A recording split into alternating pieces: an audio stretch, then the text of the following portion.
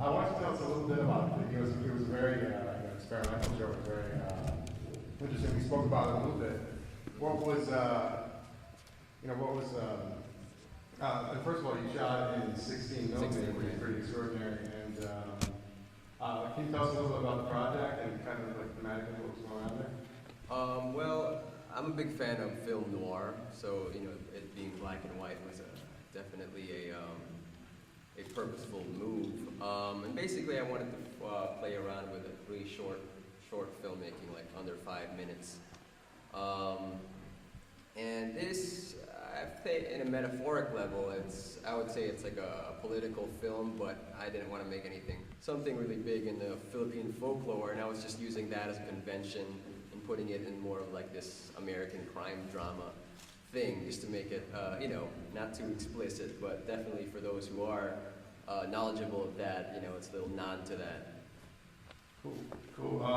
If everyone recall, this is the short. It was mostly black and white. If anyone has any questions, just feel free to chime in. Oh, and here's questions. Well, we can go on, and then if anyone has questions about a specific short or where the filmmakers, I know it's hard to tell because we don't have all the. We have about a third of the filmmakers here. So let's see.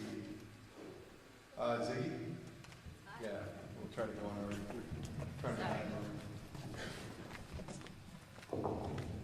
Hello. Hi, Ziggy. You've had a few shorts with us in the past few years also, yes. And also as Clara has too. Can you tell us a little bit about your project and how that came about? My little short, Eden, was actually for a different class, and it actually just got pushed to another class. What I wanted to do was a visual design project where the colors were kind of dumbed down, and then anything that the little girl sees through the glasses was a lot more colorful, which, you know how children are. They see things through different eyes, and that's what I wanted to share with you. Cool. Anyone have any questions so far? Okay, so you can, Where did the idea for the story come from? Actually, I had a dream, but I don't remember that dream anymore, so I can't really explain. cool.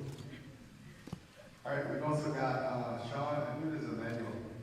You guys have one to come up? Why don't you tell us a little bit about, you guys are kind of a stunt troupe. Is that correct? Yeah. Like a group of stunt players? We have a small stunt team in Chicago. It's a bunch of professional makers, stunt performers, things like that we all work together.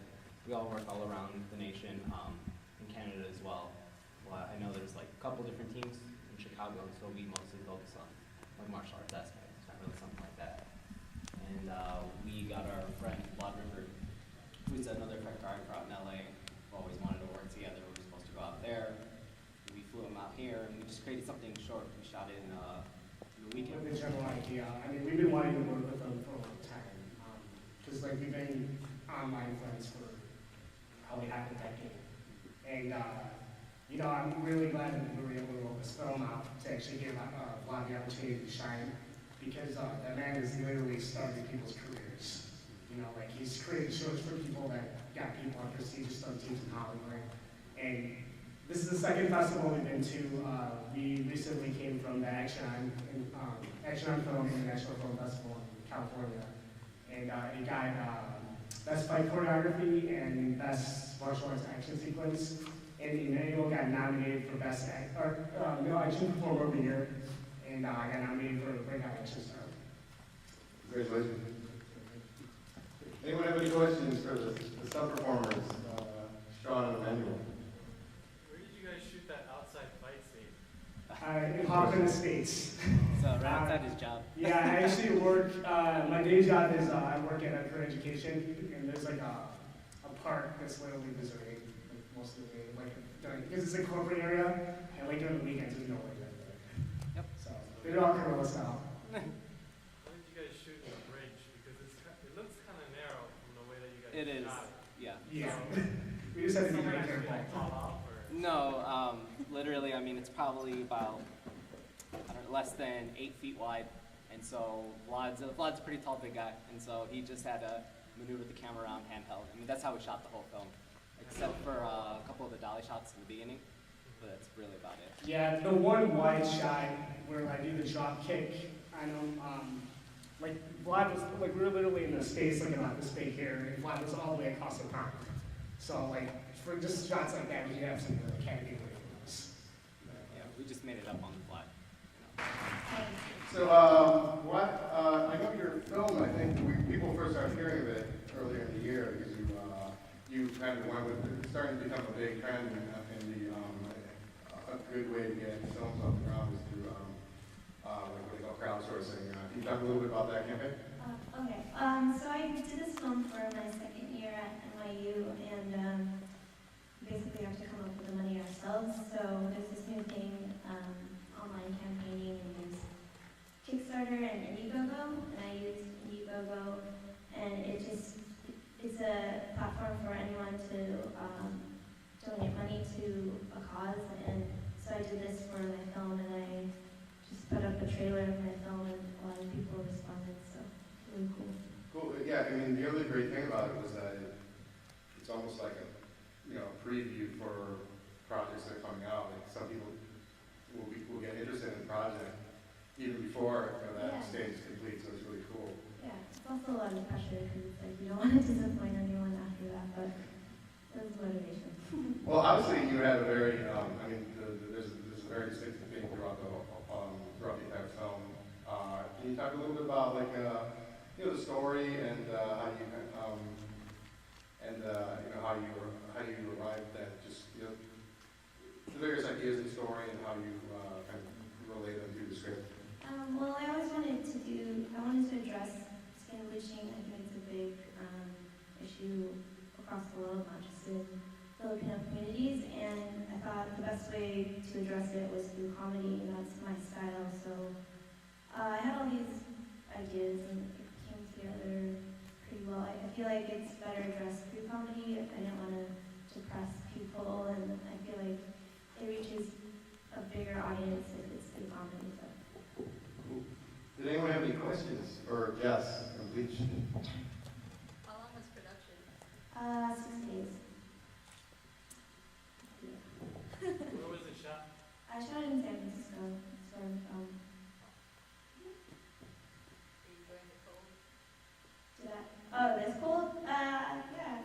I live in New York, but this is pretty good. It's fun. Good to New York. Yeah. Thanks. One back.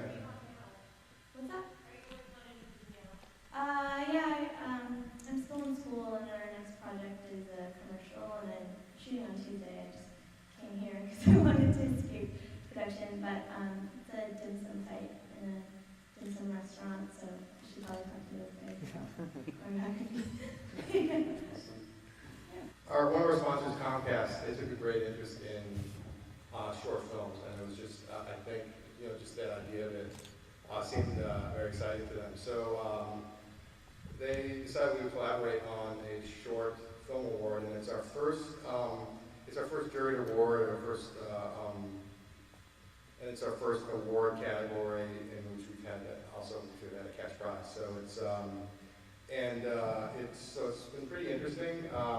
It really, I think, like I said earlier, it really brought out a lot of competition. There was about 200 minutes worth of shorts, and the finalists were total about 90 minutes. So and really I don't think we turned away anyone just because, and for any major problems. It's like these are all shorts that we really like. So the finalists you've seen here today are really, really done a great job. And let me stress that the order in which we showed them has absolutely no bearing on any sort of ranking whatsoever. Yeah, and let's see. So we had a jury of filmmakers from the history of this festival, starting with Patricio Janelsa, who many of you know for his association with the debut and Libya and Black Eyed Peas videos. Also, Stephen Majorca, who directed the feature film Slow Jam King, which we showed in 2005, and Benito Bautista, who directed the film Gift of Brawn, which we showed here. Actually, we showed it here once, and we also brought it back a couple years later. So that was our jury. And if that's it, I guess we can announce the winner. So on behalf of the Filipino American Network and Comcast, we are proud to announce this year's winner of the first 2011 CFAFF Comcast Short Film Award. And the award of a check for $500 goes to Jess De La Merced.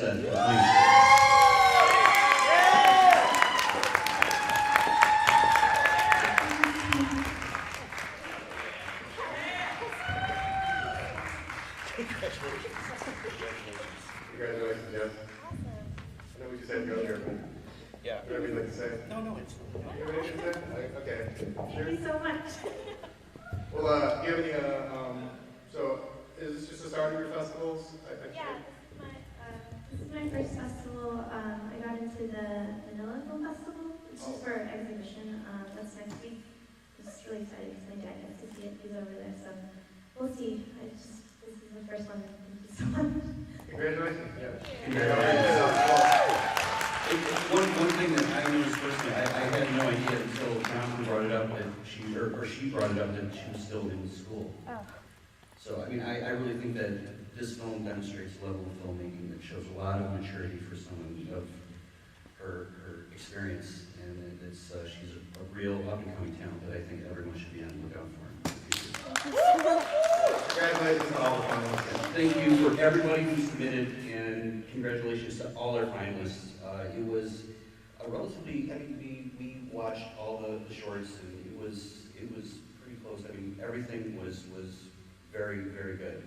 And we had a great crop of entrants this year, and we look to continue this tradition and really, encourage a new crop of young Filipino American filmmakers to keep us going well into the future. So thank you very much for your support.